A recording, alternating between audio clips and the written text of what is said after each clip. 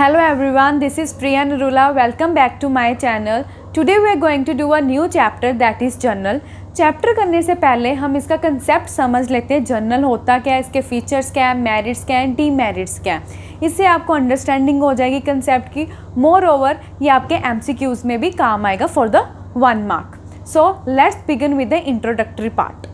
अब पहली बात तो ये कि जर्नलाइजेशन इसकी ज़रूरत ही क्या है अकाउंटिंग में। एक एग्ज़ाम्पल लेते हैं। एक राम है जिसका बहुत बड़ा बिज़नेस है। अब उसके बिज़नेस में डेली बेस पे कोई परचेज भी हो रही है, सेल भी हो रहे हैं, उसके एक्सपेंसेस भी है, लॉसेस भी है, प्रॉफिट भी है।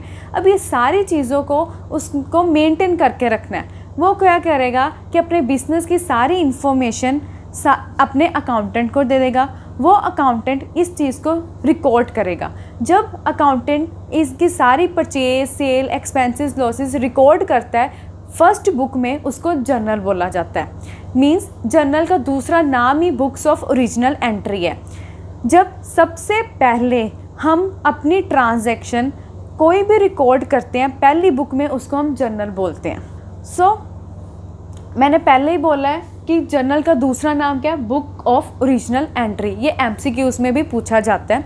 अब इसके फीचर्स क्या हैं। पहला फीचर ये बताता है कि जब हम फर्स्ट ऑफ ऑल सबसे पहले जब हम रिकॉर्ड करते हैं कोई भी बुक में, उसको जर्नल कहते हैं या बुक ऑफ ओरिजिनल एंट्री बोला जाता है, और बुक ऑफ प्राइमरी एंट्री भी बोला जाता है इसको।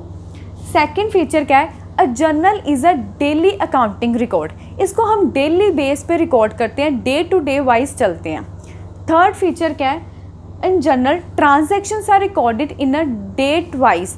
हम पर्टिकुलर डेट पे कोई भी जब हम ट्रांजैक्शन पास करते हैं या एंट्री लिखते हैं अपनी बुक में, उसके साथ उसकी डेट भी डाली जाती है। इसको डेट वाइज किया जाता है। ये भी एमसीक्यूज़ में पूछा जाता है 1 नंबर के लिए कि journal are recorded in a date wise order.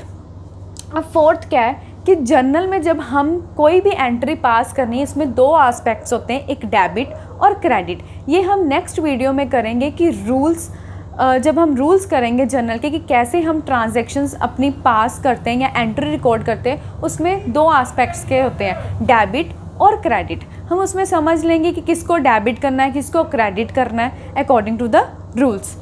अब इसमें हम double entry system of book keeping भी फॉलो करते हैं जर्नल में। डबल एंट्री का मतलब यही होता है, एक चीज़ डेबिट होती है, दूसरी क्रेडिट होती है। ये सारा आपको कंसेप्ट रूल्स में क्लियर हो जाएगा। अब इसके फ़ायदे क्या हैं। हमने जैसे कि फीचर्स में पढ़ा है कि इसको डेट वाइज हम रिकॉर्ड करते हैं। अब डेट वाइज जब हम रिकॉर्ड करते हैं वो परमानेंट बेस पे चला जाता है। परमानेंट बेस है, हम कभी भी किसी भी डेट को उसको निकाल के दे सकते हैं कि पर्टिकुलर डेट को हमारी क्या ट्रांजैक्शन हुई थी। अब अगर हम इसको रिकॉर्ड करके रख रहे हैं तो बड़े कन्वीनियंटली ईज़िली हम इसको लेजर में भी पोस्ट कर देंगे। लेजर जो है हम जर्नल के आगे जाके हम इसको चैप्टर करेंगे। अब इसके नुकसान भी है। नुकसान क्या है, इसके डीमेरिट्स हैं। जैसे बिज़नेस में नंबर ऑफ़ ट्रांजैक्शंस हैं। जब आपके बिज़नेस में बहुत ज़्यादा ट्रांजैक्शन हो जाते हैं और in a bulky way, it is not possible to record each transaction. हम तब हर चीज़ को रिकॉर्ड नहीं कर सकते। अगर मोर ओवर अगर आपके ट्रांजैक्शन रेपिटिव इन नेचर है, जो बार बार रिपीट हो रही है ट्रांजैक्शन, हम उसको भी रिकॉर्ड नहीं कर सकते। और third, journal does not provide information on a prompt basis. हम इस जो जर्नल है वो हमें जल्दी से प्रॉम्प्ट इन अ क्विकली वे में कोई भी इंफॉर्मेशन नहीं देता। ये थी अंडरस्टैंडिंग कि जर्नल होता क्या है, क्यों यूज़ करते हैं, इसमें हम क्या चीज़ें रिकॉर्ड करते हैं। अब हम नेक्स्ट वीडियो में करेंगे रूल्स ऑफ जर्नलाइजेशन। अब सारा का सारा जो चैप्टर है वो रूल्स के ऊपर डिपेंड करता है। मोर ओवर आपकी जो अकाउंटिंग है वो सारी रूल्स के ऊपर डिपेंड करते हैं। तो मेक श्योर आप बड़े ध्यान से समझिए रूल्स ऑफ जर्नलाइजेशन, जो मैं नेक्स्ट वीडियो में बताऊंगी। अगर आप रूल्स को समझ लेंगे अच्छी तरह, it is very easy for you to pass the journal entry.